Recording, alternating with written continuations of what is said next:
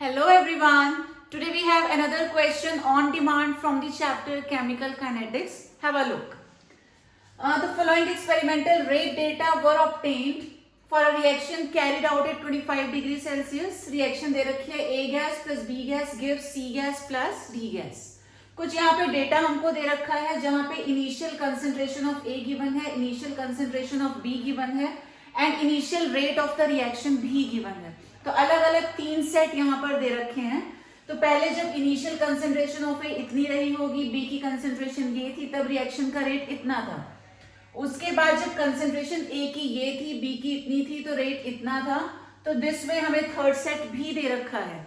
And on the basis of these values what are the orders with respect to A and B. हमसे पूछा जा रहा है कि ए और बी के रिस्पेक्ट में रिएक्शन का ऑर्डर क्या होगा. तो let us learn how to solve such questions.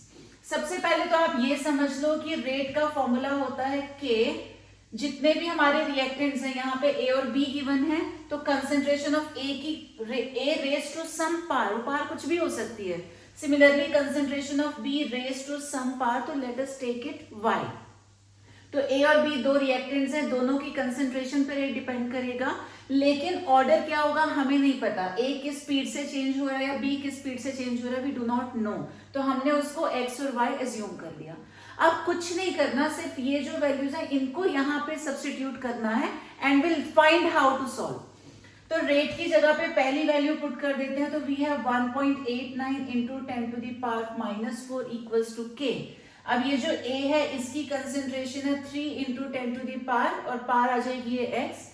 ऐसे B की कंसेंट्रेशन है 2 इंटू 10 टू दी पावर -2, इसकी पावर आ जाएगी y. Similarly for other two sets we have 1.89 into 10 to the power -4 equal to k, 3 into 10 to the power -2x and 4 into 10 to the power -2y. Similarly, for the third set, we have 7.56 into 10 to the power -4 equal to k. ये आ जाएगा 6 into 10 to the power -2 की power x, 4 into 10 to the power -2 की power y. तो यहाँ पे तीन equations हम लोग फ्रेम कर चुके हैं और तीनों को ही सॉल्व करना है in order to find out the value of x and y.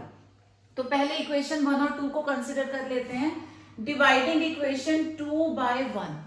तो सेकेंड इक्वेशन को जब फर्स्ट वाले से डिवाइड करेंगे, लेफ्ट साइड देखिए बिल्कुल सेम है. दिस अपॉन दिस आएगा, डिवाइड होगा तो this comes out to be equal to 1. इनको डिवाइड करके 1 आ गया.